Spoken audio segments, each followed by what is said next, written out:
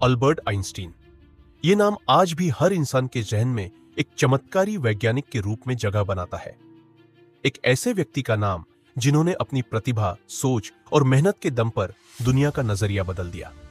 Einstein के बारे में जितना कहा जाए वो कम ही लगता है।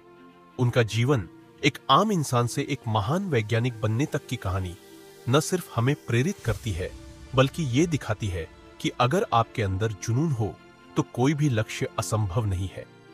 आइंस्टीन ने कहा था, imagination is more important than knowledge, knowledge is limited, imagination encircles the world.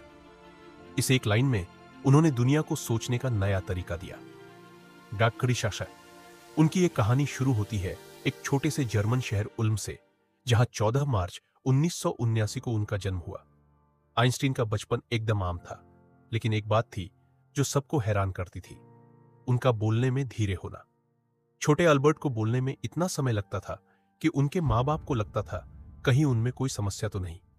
लेकिन बचपन में जो धीरे बोलता था, वही लड़का आगे चलकर दुनिया को अपने सोचने का तरीका बदलने पर मजबूर करने वाला था। बच्चे रोते रोते स्कूल से वापस आते थे। वो खुद आइंस्टीन भी आनंद से वापस नहीं जाते थे। उनके शिक्षकों को लगता था कि ये लड़का कभी जिंदगी में कुछ नहीं कर पाएगा, क्योंकि आइंस्टीन की सोच उस वक्त के बच्चों से अलग थी। उनका दिल किताबों में नहीं लगता था, बल्कि वो अपने खुद के सवालों का जवाब ढूंढने में व्यस्त रहते थे। एक बार उन्होंने कहा था, मैं कोई विशेष प्रतिभा नहीं रखता, I am only passionately curious. ये जिज्ञासा उन्हें शानदार वैज्ञानिक बनने की राह पर ले गई। राकुडिडेस हो।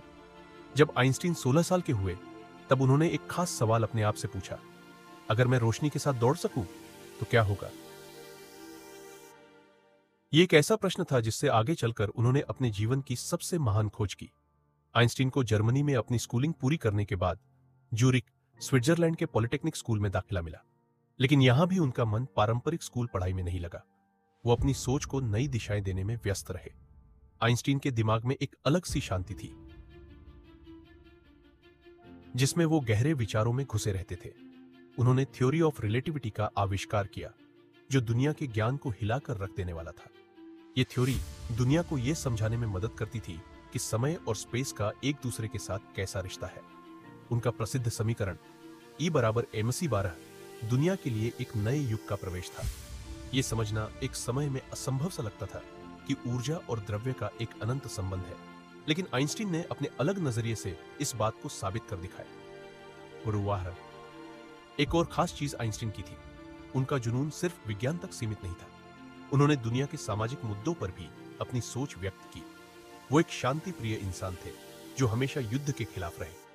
आइंस्टीन ने जर्मन सरकार के फासिस्ट राज का विरोध किया और उनका अमेरिकन सिविल राइट्स मूवमेंट के प्रति स्नेह भी प्रकट किया। उन्होंने कहा था, शांति को बल द्वारा नहीं रखा जा सकता है, यह केवल समझ के द्वारा प्राप्त किया जा सकता है। डक्सा रियोर। आइंस्टीन के जीवन का सबसे बड़ा टर्निंग पॉइंट 1921 में आया, जब उन्हें फिजिक्स के लिए नोबेल पुरस्कार दिया गया। यह पुरस्कार उनके theory of photo electric effect के लिए था, जो उनकी थ्योरी ऑफ रिलेटिविटी से भी पहले काम आया।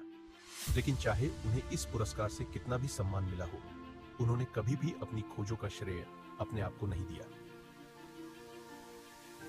वो हमेशा ये कहते थे कि वो तो सिर्फ नेचर के ज्ञान को समझने की कोशिश कर रहे हैं।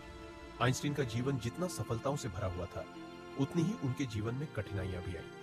पर्सनल लाइफ में उनके रिश्ते खुद उनके लिए कठिन रहे।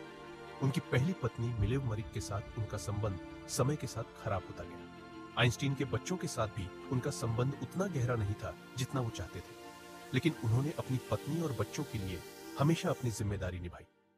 लज़ीरी। 1933 में जब हिटलर का राज जर्मनी में आया, तब आइंस्टीन ने अपना देश छोड़ दिया और अमेरिका चले गए, जहां उन्होंने प्रिंसटन यूनिवर्सिटी में अपना काम जारी रखा। अमेरिका में वो एक महान वैज्ञानिक के रूप में जाने जाने लगे। युद्ध के समय उन्होंने एक पत्र लिखा अमेरिका के राष्ट्रपति फ्रैंकलिन डी रूजवेल्ट को, जिसमें उन्होंने एटॉमिक बम के संभावित खतरों के बारे में चेतावनी दी। ये पत्र आगे चलकर मैनहट्टन प्रोजेक्ट के लिए प्रेरणा बना, जिसके माध्यम से दुनिया का पहला एटॉमिक बम बनाया गया। लेकिन जब बम हिरोशिमा और नागासाकी पर गिराया गया, तब आइंस्टीन को अपने जीवन की सबसे बड़ी पछतावा महसूस हुई। उन्होंने ये कभी नहीं चाहा था कि उनकी खोज का इस्तेमाल मानवता के विनाश के लिए हो। ने इस दुनिया को अलविदा कह दिया, लेकिन उनका ज्ञान उनकी खोज और उनका जीवन एक मिसाल बनकर हमेशा हमारे बीच जिंदा रहेगा। उन्होंने अपने जीवन के आखिरी दिनों में कहा था, I want to go when I want. It is tasteless to prolong life artificially. I have done my share. It is time to go. I will do it elegantly. Einstein का जीवन एक कहानी है जो हमें यह सिखाती है कि दिमाग के साथ साथ दिल भी जरूरी है। एक वैज्ञानिक होने के बावजूद वो एक ऐसे इंसान थे जिन्होंने अपने समय के आगे सोचा, दुनिया को अपनी सोच का हिस्सा बनाया और अपनी खोज से दुनिया को रोशनी दी।